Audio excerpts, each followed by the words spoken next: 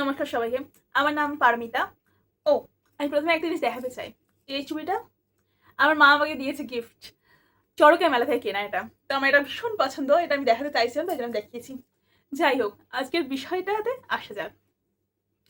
তাহলে জানো তো, আমাদের মধ্যে মানে মানুষের মধ্যে একটা জেনারেল একটা অভ্যাস আছে, ঠিক আছে? যে আমরা কোনো যদি ছোটখাটো ভুল করি না, আমরা বলি ও ঠিক আছে, কোনো ব্যাপার না, কিছু হবে না।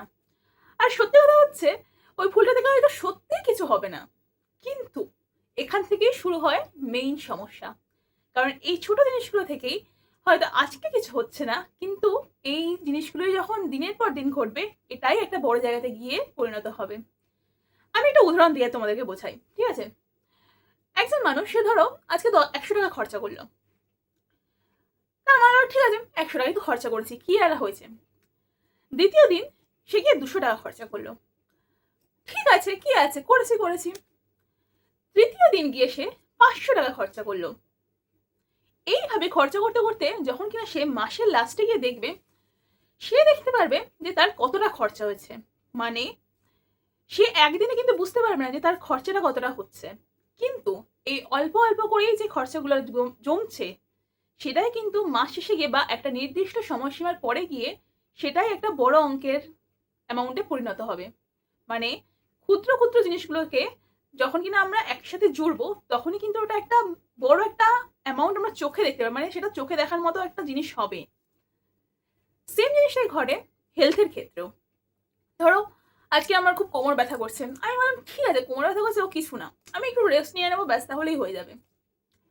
তারপরের দিন আমার মনে হলো যে মা, মাথাটা না একটু ঘুরে গেল, আমার কি হবে? তো আমি ভাবলাম যে ঠিক আছে, অনেক মনে হয় মানে কাজ করছি, ওই সেম একটু রেস্ট নিলেই হয়তো ঠিক হয়ে যাবো।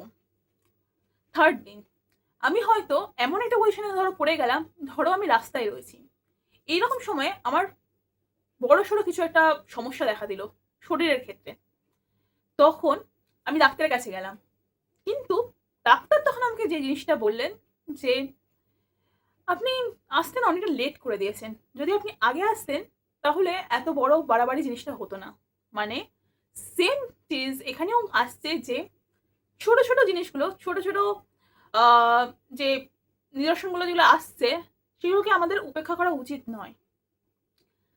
সেম কাইন্ড অফ এক্সাম্পল আমি আরেকটা জিনিস দিতে পারি। ধরো কোনো সম্পর্ক, একদিন ধরো তুমি কথা বললে না, রাগ করে রইলে, ঠিক আছে, কোনো ব্যাপার না, একদিন রাগ করে থাকাই যায়। এটা দিন দিন বাড়তে বাড়তে হলো 1 সপ্তাহ, তারপর হলো 1 মাস।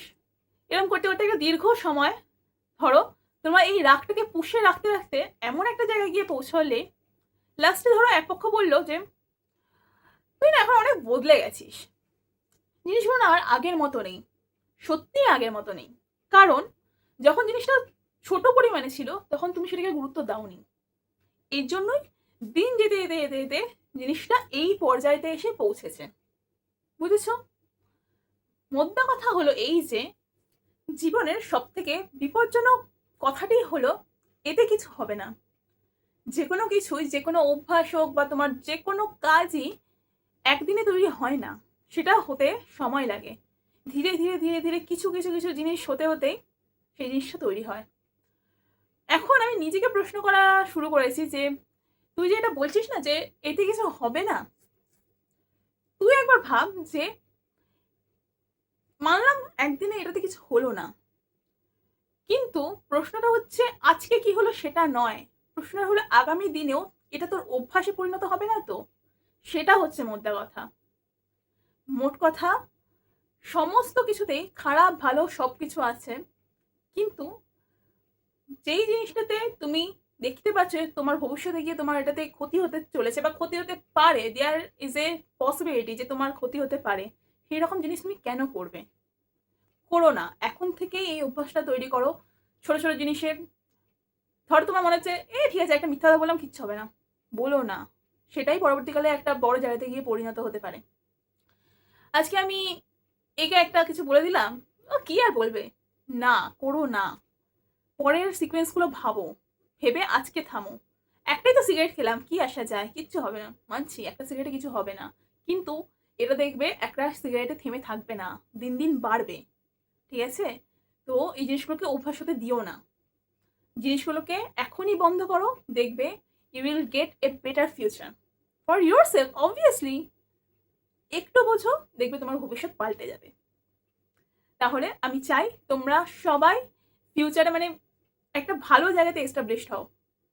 আর জানো তো, এটা না শুধুমাত্র তোমার নিজের জন্য দরকার তা নয়, তোমার ফ্যামিলির জন্য কিন্তু ভীষণভাবে দরকার। কারণ তোমার ফ্যামিলি তোমার মুখের দিকে চেয়ে বসে থাকে সারাদিনে। ঠিক আছে, নিজের জন্য তো করতেই হবে, বাট ফ্যামিলিও একটা বড় factor. Okay, stay tune for my next video, but আমার এই ভিডিওটার কথা মনে রাখো। ওকে, বাই।